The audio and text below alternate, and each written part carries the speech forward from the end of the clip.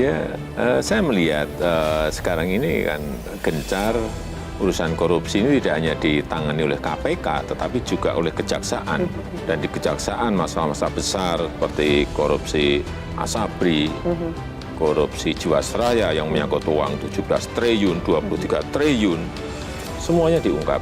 Dan yang terakhir malah ada urusan hutan yang menyangkut korupsi berapa? 72 triliun yang akan diungkap. Ini kan juga sebuah kasus yang lama yang tidak diungkap, dan saya mengapresiasi keberanian Kejaksaan Agung membuka masalah ini, dan kita melihat juga indeks persepsi korupsi naik dari 37 ke 38, saya kira baik, dan kita harapkan yang dikejar bukan hanya koruptornya saja, tetapi sistemnya juga diperbaiki. Pemberantasan korupsi terus menjadi prioritas utama. Untuk itu, Polri, Kejaksaan, dan KPK terus bergerak. Korupsi besar di Jiwasraya, Asabri, dan Garuda berhasil dibongkar dan pembenahan total telah dimulai. Penyelamatan aset negara yang tertunda seperti kasus BLBI terus dikejar dan sudah menunjukkan hasil. Skor persepsi korupsi dari Transparansi Internasional naik dari 37 menjadi 38 di tahun 2021.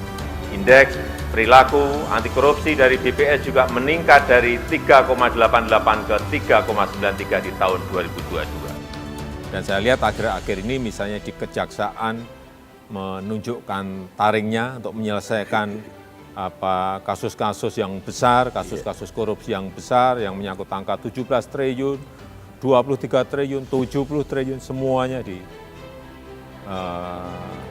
proses.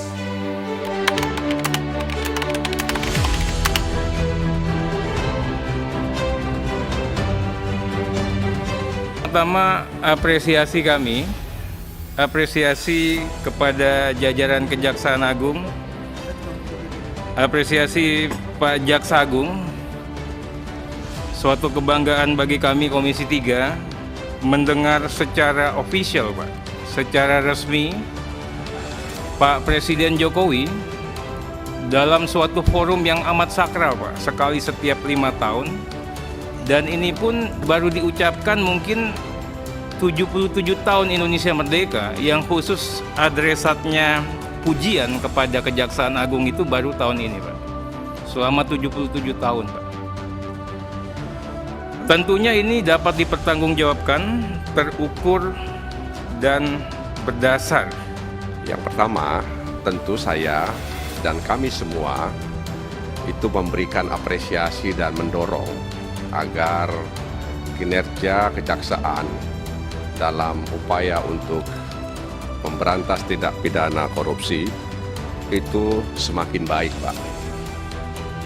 Dan itu kemudian dibuktikan oleh Jaksa Agung dengan mengusut kasus-kasus besar. Dan kemudian itu juga mendapat apresiasi dari publik. Kita benar-benar terpesona, Pak, dengan kinerja Kejaksaan Agung, ya. Beberapa bulan terakhir, Pak. Terakhir kemarin waktu sidang tahunan 16 Agustus, saya kebetulan hanya beberapa meter di depan Pak Jokowi disebutlah 3 perkara besar, ya. Dan itu semuanya karya Kejaksaan Agung. Tentu kami menyampaikan apresiasi. Apapun yang harus kita apresiasi dengan hasil kinerja yang sudah dilakukan oleh Jaksa Agung, saya kira kita harus objektif. Maka kita perlu apresiasi itu.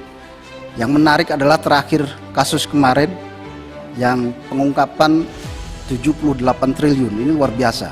Ketika publik sedang bertanya, ini tersangkanya kemana? Ternyata kemudian dijawab oleh Jaksa Agung. Pada tanggal 18 kemarin kemudian ditangkap. Bahkan pada waktu itu publik sebenarnya bertanya, ini jangan-jangan kabur dan sebagainya. Tapi ternyata dijawab dengan baik oleh Jaksa Agung. Saya kira ini menjadi nilai positif atau aura positif bagi Jaksa Agung, karena memang di saat tingkat kepercayaan publik mulai menurun terhadap penegakan hukum di negara kita, justru ini Jaksa Agung menjadi luar biasa naik drastis. Kami bangga Pak, masyarakat Indonesia mengapresiasi kinerja kerja Bapak bisa menghadirkan, menangkap daripada Saudara Apeng.